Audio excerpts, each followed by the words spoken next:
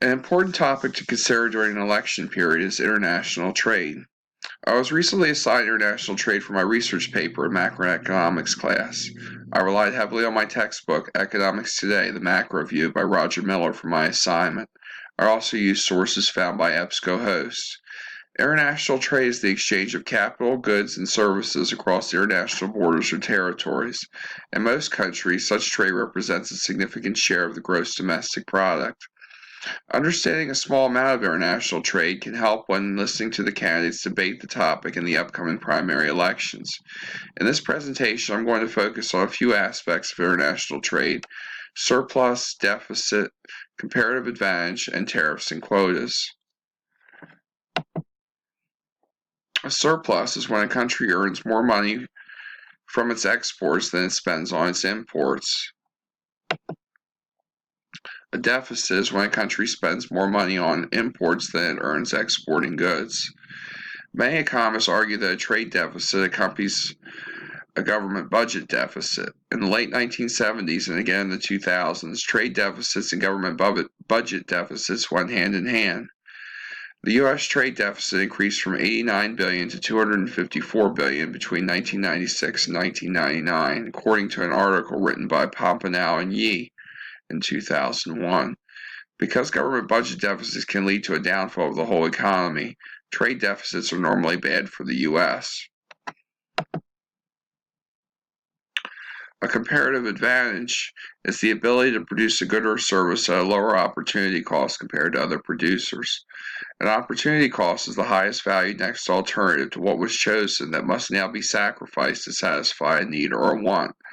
That's according to the textbook I'm using for my economics class written by Mr. Miller. In international trade, the United States has a comparative advantage in hardwood, log, lumber, and natural gas. In 1990, the U.S. exported 1,918 cubic meters of hardwood lumber. In the year 2000, the number increased to 2,900,000 cubic meters of hardwood. The number decreased from the years 2000 to 2006, but has been increasing again through the last recorded year of 2011. The biggest importer of American lumber is Canada. The U.S. exports to all of North America, Europe, and Asia as well, according to an article by Leupold and Baumgartner written in 2013. Other major lumber exporters are Canada, Germany, China, and Vietnam. Abenaki Timber Corporation, AFP Log and Lumber, LLC, and AHC Export Lumber are major U.S. exporters of wood. In 2016, there was a shale gas boom.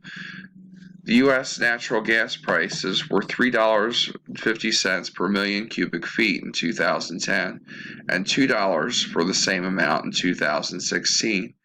That makes a very attractive export because leaders in the foreign markets like Japan charge upwards of $15 per million cubic feet, according to an article by Serica and Tyner written in 2016. BP, ExxonMobil, and Sempra Energy are major exporters of U.S. gas.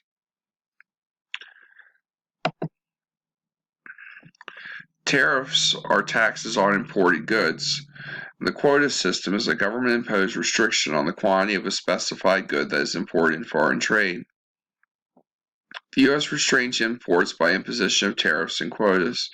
In 2002, removing tariffs and quotas from over 20 imports caused the imports to unanimously be purchased by U.S. citizens more often.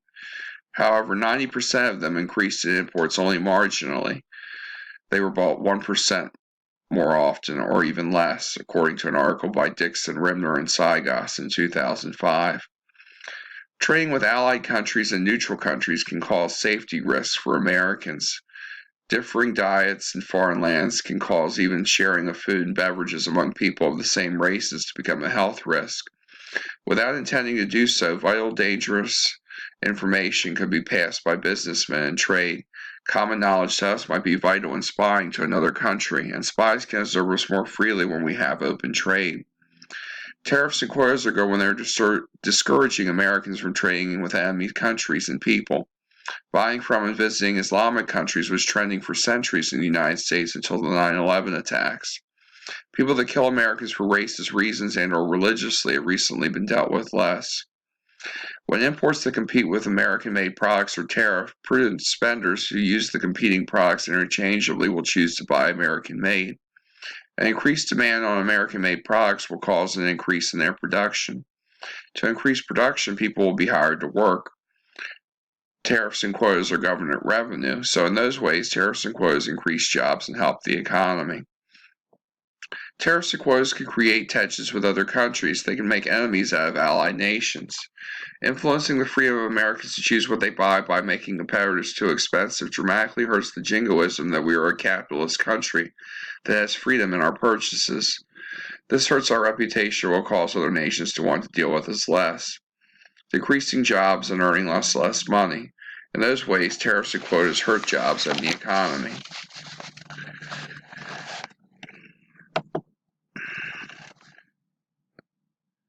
Now, after listening to my presentation, I hope you're more informed about international trade during the election season. I've given you information about surpluses, deficits, comparative advantages, and tariffs and quotas. Thank you, and I hope you have a good day.